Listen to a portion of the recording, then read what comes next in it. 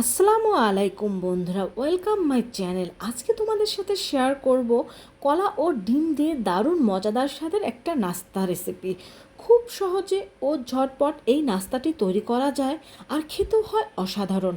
যেসব বাচ্চারা কলা খেতে চায় না তাদেরও এইভাবে তোমরা এই নাস্তাটা তৈরি করে দিতে পারো। তো প্রথমে এখানে আমি কিছু কলা নিয়েছি, এটা দেশি সবরি কলা। তোমরা চাইলে এখানে যে কোনো ধরনের কলাই ব্যবহার করতে পারো। এখন এই কলার খোসা ছাড়িয়ে আমি কলাগুলো নিয়ে নেব। আর এখানে যেহেতু কলার সাইজটা একটু ছোট রয়েছে, তাই আমি এখানে মোট 4টে কলা নিয়ে নেব। অবশ্য তোমরা যতটুকু নাস্তা তৈরি করবে সে অনুযায়ী কলা ও ডিমটা নিয়ে নিতে পারো। তো 4টা কলারের খোসা ছাড়িয়ে আমি নিয়ে নিয়েছি। এখন এর মধ্যে আমি দিয়ে দেব ডিম। এখানে আমি 2টো ডিম দিয়ে দিচ্ছি। যখনই তোমাদের হাতে সময় থাকবে না আর বাসায় কলা আর ডিম থাকবে, খুব সহজে 5 মিনিটে এরকম একটা নাস্তা কিন্তু তোমরা তৈরি করে নিতে পারো। তো এখন আমি হাতের সাহায্যে এই কলাগুলোকে ভালোভাবে ম্যাশ করে নিচ্ছি। কলাটাকে ম্যাশ করে নেওয়ার পর এখন এর মধ্যে আমি দিয়ে দেব 1/2 কাপ 2 টেবিল চামচ পরিমাণ চিনি। এখন এই চিনিটাকে আমি হাতের সাহায্যে এই ডিম ও কলার সাথে ভালোভাবে মিশিয়ে নেব। আর এই চিনিটাকে এমনভাবে মিশিয়ে নিতে হবে যেন চিনিটা একেবারে ভালোভাবে গলে যায়। আর এই কাজটা আমি হাত দিয়ে করছি, তোমরা চাইলে কিন্তু এখানে কাঁটা চামচ বা হ্যান্ড উইক্সও ব্যবহার করতে পারো। এখন এর মধ্যে আমি দিয়ে দিচ্ছি 1 কাপ পরিমাণ ময়দা। এখানে ময়দার পরিবর্তে আটাও ব্যবহার করা যাবে। আর দিয়ে দিচ্ছি 1 চিমটি পরিমাণের বেকিং পাউডার। এখানে বেকিং পাউডারটা অপশনাল, তোমরা চাইলে বাদ দিতে পারো।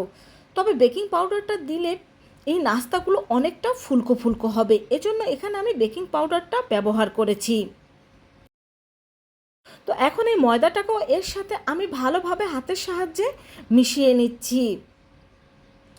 তো এটাকে আমাদের মেশানো হয়ে গিয়েছে। এখন এর মধ্যে আমি দিয়ে দেব 2 ফোঁটা ভ্যানিলা এসেন্স। আর ভ্যানিলা এসেন্সটাকে এর সাথে ভালোভাবে মিশিয়ে নেব। তোমরা চাইলে এসেন্সটাকে স্কিপ করতে পারো, কারণ এখানে যেহেতু কলা ব্যবহার করেছি, ডিমের থেকে কিন্তু বাড়তি তেমন কোনো গন্ধ আসবে না, কারণ কলার এক্সট্রা একটা আলাদা গন্ধ রয়েছে। আর চুলায় কিন্তু আমি অলরেডি তেল গরম দিয়ে দিয়েছি। এখন একটা মেজারমেন্ট কাপের সাহায্যে তেলটা গরম হলে গরম তেলের মধ্যে আমরা এই নাস্তাগুলো দিয়ে দেব। আর তোমরা চাইলে কিন্তু এটা হাত দিয়েও দিয়ে দিতে পারো। তো এখানে আমি একসাথে অনেকগুলো নাস্তা দিয়ে দিয়েছি। তো নাস্তাগুলো এক সাইডটা হয়ে গেলে আমরা অন্য সাইডটা উল্টে নেব। আর এই নাস্তাগুলো কিন্তু আমি মিডিয়াম টু লো হিটে ভেজে নিয়েছি। তবে তেলটা ভালোভাবে গরম করে চুলার হিট মিডিয়াম টু লো হিটে করে দিতে হবে। তো দেখতেই পাচ্ছ বন্ধুরা, এই পিঠেগুলো কিন্তু একেবারে ফুলের ডাবল হয়ে গিয়েছে। আর দেখতেও মাশাআল্লাহ অনেকটা লোভনীয় হয়েছে। আর এইটা অবশ্যই মিডিয়াম টু লো হিটে ভেজে নেওয়ার চেষ্টা করবে, তা না হলে কিন্তু ভেতরটা পারফেক্টভাবে হবে না, উপরে কালারটা চলে আসবে। তো আমাদের নাস্তাগুলো ভাজা হয়ে গিয়েছে, এখন এটাকে আমি তুলে নেব। যখনই বাসায় বেশি পরিমাণের কলা থাকবে, কলাগুলো নষ্ট না করে এইভাবে কিন্তু তোমরা নাস্তা বা এই পিঠাটা তৈরি করে নিতে পারো। তো এখানে আমি সব নাস্তা বা পিঠাগুলো ভেজে নিয়েছি, দেখতেই পাচ্ছ। আর এটা কিন্তু খেতে খুবই ভালো হয়ে থাকে। ভালো লাগলে অবশ্যই কমেন্ট করে জানাবে, তোমার বন্ধুদের সাথে শেয়ার করবে। আর বাসায় একবার হলেও ট্রাই করে দেখবে, দেখবে তোমাদের কাছেও এটা খুবই ভালো লাগবে। তো সবাই ভালো থেকো। খোদা হাফেজ।